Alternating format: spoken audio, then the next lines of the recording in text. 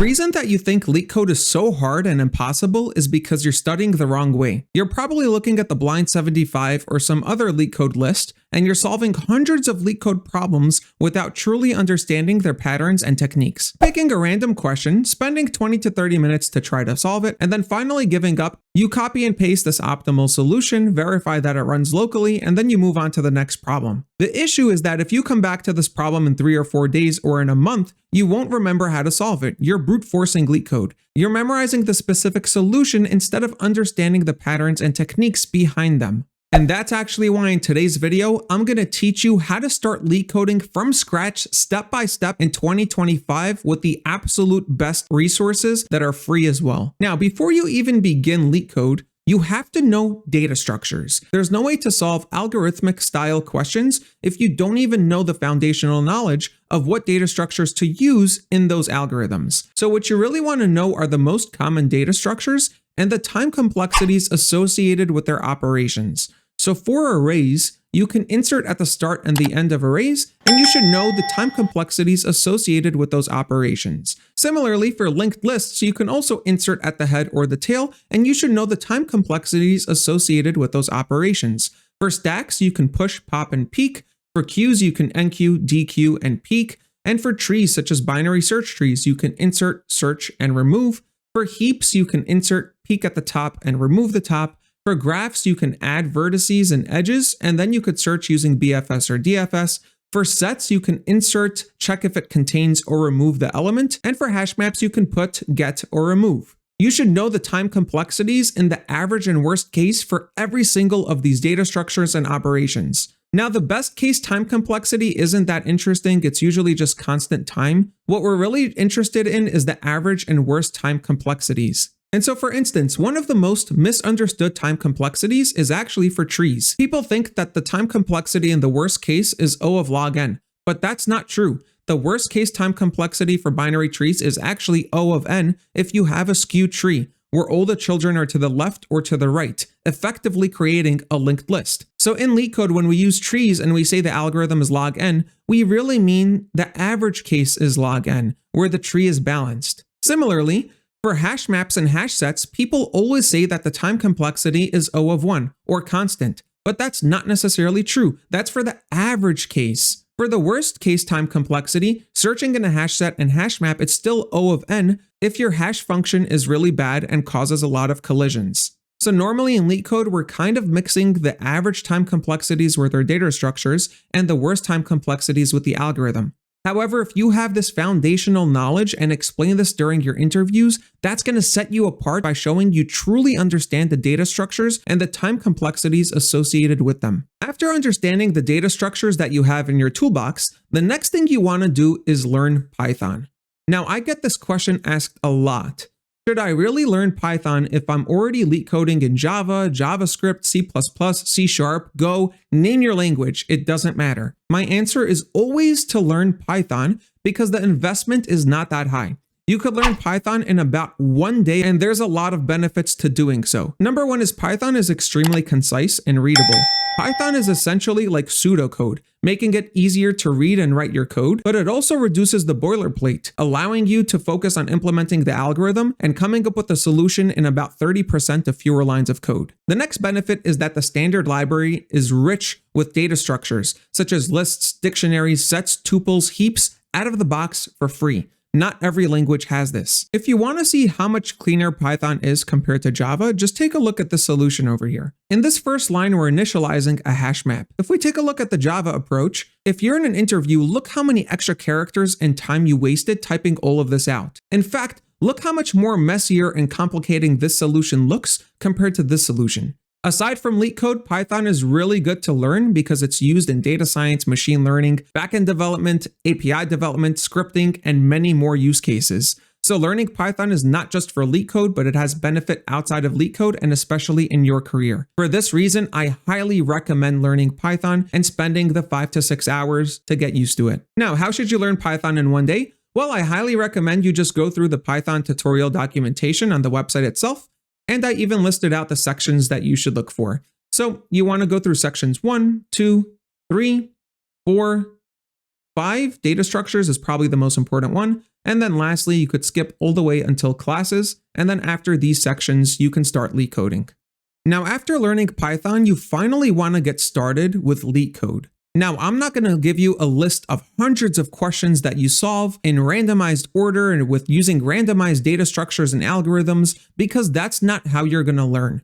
Focus on quality over quantity with trying to learn the most common LeetCode patterns that will help you solve a large amount of problems, right? This is going to ensure that you study in the most optimal, efficient way. And so I actually have a blog on the top 14 most common LeetCode patterns you absolutely need to know. I'll have this blog linked in the description as well. There's also a YouTube video that I made which animates all of these patterns so it's easier to understand and break down. These are all the patterns that you have to know. And the first one is the sliding window, which is probably the most famous. In the blog, I have when should you use the patterns. You'll see a breakdown of the technique over here with pictures and animations to help you break down the algorithm. But what's really good about my resources is I don't just give you the algorithm with pictures, I give you the actual coding templates that you can use, which are generalized templates that will work in any language, even if you don't want to do LeetCode in Python. For each of the patterns, I also have the LeetCode questions that you should solve that use this pattern so you could focus on mastering the patterns as opposed to memorizing LeetCode solutions and problems. So I'd highly recommend you go through this entire blog,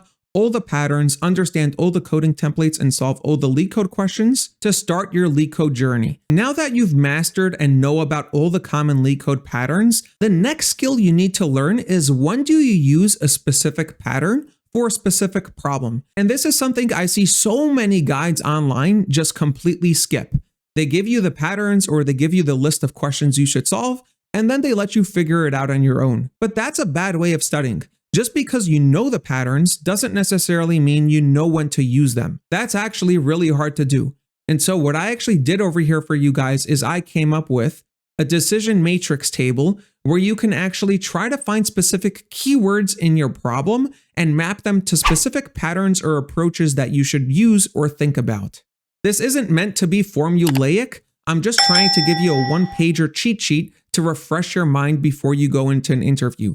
For example, if you see something like subsequence or count the number of ways, you should think dynamic programming or memoization. If you see the words find the minimum or maximum in an array, or find the smallest or longest substring, subarray, window, you should automatically think sliding window technique for an O of n optimal search.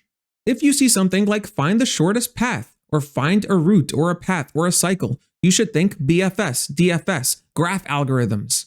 And if you see something like find a linked list cycle, or reorder this linked list, or reverse it, you should think slow and fast pointers. But this is just one aspect you should think about when solving and reading a LeetCode question. In fact, I even have a more in-depth mental framework that you should approach when you read your LeetCode problem. Number 1 is read the problem carefully. Underline key phrases or constraints. For example, if I see something like find the longest substring, I'm going to think about sliding window right away. Analyze the inputs, the outputs, and the constraints. Are there any edge cases? Is an empty input valid? Can there be negative values? And are there any duplicates? This is going to impact which data structures you end up using. And I actually have a really good hint for you to look at constraints. Ask your interviewer, what is the input length and size? If you see an input that's super large, that's going to hint to use an n log n or log n or O of n solution. However, if you see that n can only be 30, then the most optimal solution is probably going to be exponential, something like 2 to the n, in the case of backtracking and brute force. So the constraints can actually hint and guide you what is the most efficient algorithm. Next up, use the table above to recognize the problem type. What is the problem asking? What keywords map to specific patterns that you should consider in your algorithm and solution? After you have an idea of which algorithm you're going to use, try to optimize the solution. So you want to ask yourself questions like, are you scanning an internal data structure constantly? Can you use a hash map to reduce the search from O of n to O of 1? If you're using an array to store previous results for dynamic programming, can you use variables instead to reduce the space from O of n to O of 1? These are small little optimizations for your main solution. And finally, after all of this, it's time to code out the solution. Now, one caveat I want to mention is treat the code that you write during your interview as production level code. So many people fail at this step. This shows your interviewer that you have good coding practices and also helps them understand your solution. Use descriptive variable names. I cannot tell you how many times I see people write x equals. What is x? It's just an integer, but what does it represent? Code as if this code is going to go in a production level service. It's going to help you out a ton. Now it's actually finally time to go into the blind 75 problem set to put all of these skills to use. Now notice that this is usually where people start their LeetCode journey. Look at how many steps they skipped before this. Imagine trying to solve the blind 75 list with no previous contextual knowledge. You're almost set up for failure. And that's why you think LeetCode is so hard, because you're studying the wrong way. But now that you have all of this foundational knowledge, when you solve the blind 75, you're actually going to understand how to approach the problems, how to look for techniques, how to look for specific LeetCode patterns, data structures, and truly understand the solutions that you're writing instead of memorizing them and forgetting them. So for the blind 75, I actually created a tracking template Google Sheet, and I actually do recommend an order over here. Try to solve the most common data structures first, because that's generally what you're going to see in an interview. So definitely solve arrays first. Go through strings, ensure that you know linked lists and trees because they're so common, and then go into heaps and graphs. You should definitely go into intervals, followed by matrices, and then bit manipulations. So binary related questions, and then you could solve the remaining 3 questions on tries.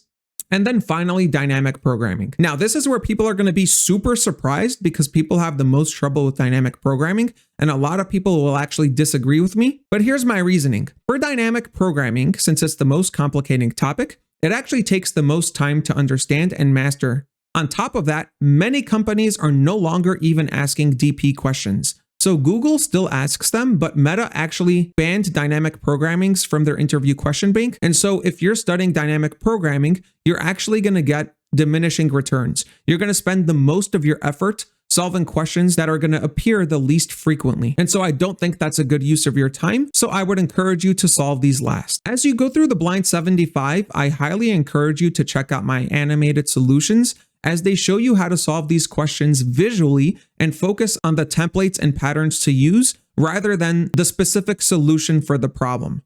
And so you'll be studying in a super generic way that will help you ace your coding interviews. Now, before we conclude, just a final tip. I know that studying for tech interviews is really stressful, but if you're miserable throughout the process, then you actually won't learn effectively and you'll be dreading every single second of it. I know it's hard, but try to approach the problems with curiosity and problem solving, which will help motivate you study and maybe even have some fun along the way. With that being said, I wish all of you the best of luck on your journey, and I truly hope that you get into your dream company this year. And if you want to see more premium content for free from me, be sure to subscribe to my blog and my YouTube channel.